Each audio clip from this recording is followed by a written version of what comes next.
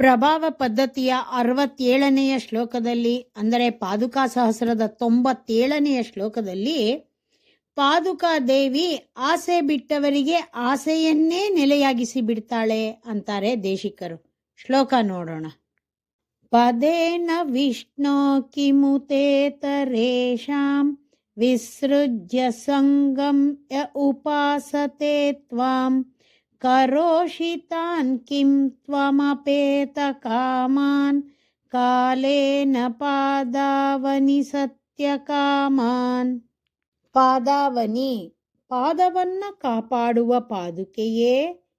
ಏ, ಯಾರು, ವಿಷ್ಣೋಹೋ, ಭಗವಂತನ, ಪದೇನ, ಪಾದದೊಂದಿಗೆ, ಸಂಗಂ, ಆಸೆಯನ್ನು, ವಿಸೃಜ್ಯ, ಬಿಟ್ಟು, ಇತರೇಷಾಂ, ಇತರ ಫಲಗಳ, ಸಂಗಂ, ಆಸೆಯನ್ನ, ಕಿಮುತ, ಕೇಳಬೇಕೆ ಎಂಬ ನ್ಯಾಯದಿಂದ, ವಿಸೃಜ್ಯ, ಬಿಟ್ಟು, ತ್ವಾಂ, ನಿನ್ನನ್ನು, ಉಪಾಸತೆ, ಧ್ಯಾನಿಸುತ್ತಾರೋ, ಅಪೇತ, ಹೋಗಿರುವ, ಕಾಮಾನ್, ಆಸೆಯುಳ್ಳ, ತಾನ್, ಅವರುಗಳು, ಕಾಲೇನ, ಸ್ವಲ್ಪ ಕಾಲದಲ್ಲಿ, ಸತ್ಯ, ನೆಲೆ ನಿಂತಿರುವ, ಕಾಮಾನ್, ಆಸೆಯನ್ನುಳ್ಳವರನ್ನಾಗಿ, ಸತ್ಯ, ಅಳಿವಿಲ್ಲದ, ಕಾಮಾನ್, ಅನುಭವಿಸುವಂತಹ ವಸ್ತುಗಳನ್ನ ಉಳ್ಳವರನ್ನಾಗಿ,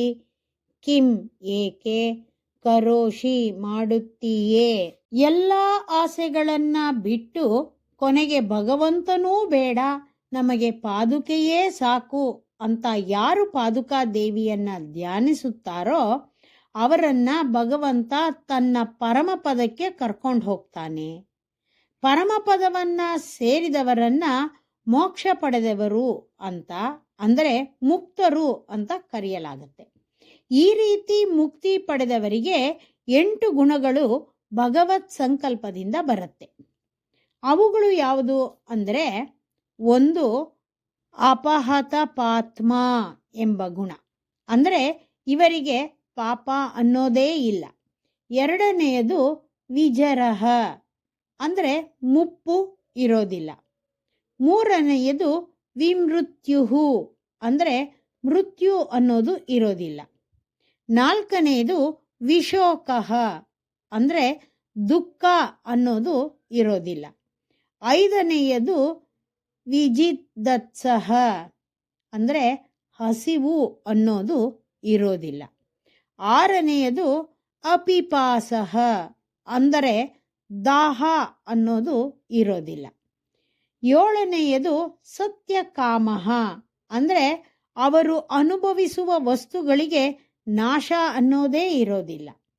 8ನೇಯದು ಸತ್ಯ ಸಂಕಲ್ಪ, ಅಂದರೆ ಅವರು ನೆನೆಸ್ಕೊಂಡದ್ದು ನಡೆಯುತ್ತೆ, ಅವರು ಏನು ಅನ್ಕೋತಾರೋ ಅದು ನಡೆಯುತ್ತೆ. ಈ 8 ಗುಣಗಳು ಪಾದುಕಾ ದೇವಿಯ ಧ್ಯಾನದಿಂದ ಬರುತ್ತದೆ ಅಂತ ಆಯಿತು. ಸತ್ಯಕಾಮಃ ಅನ್ನೋದಕ್ಕೆ ಸ್ಥಿರವಾದ ಆಸೆ ಉಳ್ಳವರು ಅಂತ ಇನ್ನೊಂದು ಅರ್ಥ ಇದೆ. ಅದನ್ನೇ ಇಟ್ಕೊಂಡು ಶ್ರೀ ವೇದಾಂತ ದೇಶಿಕರು ಎಲ್ಲ ಆಸೆಗಳನ್ನ ಬಿಟ್ಟು ನಿನ್ನನ್ನೇ ಧ್ಯಾನಿಸುವವರಿಗೆ ಆಸೆಯನ್ನೇ ನೆಲೆಯನ್ನಾಗಿ ಮಾಡಿಬಿಡ್ತೀಯಲ್ಲ ಅಂತ ಪರಿಹಾಸ ಮಾಡಿ ಕೇಳ್ತಾರೆ. ಶ್ರೀಮತೆ ನಿಗಮಾಂತ ಮಹಾದೇಶಿಕಾಯ ನಮಃ.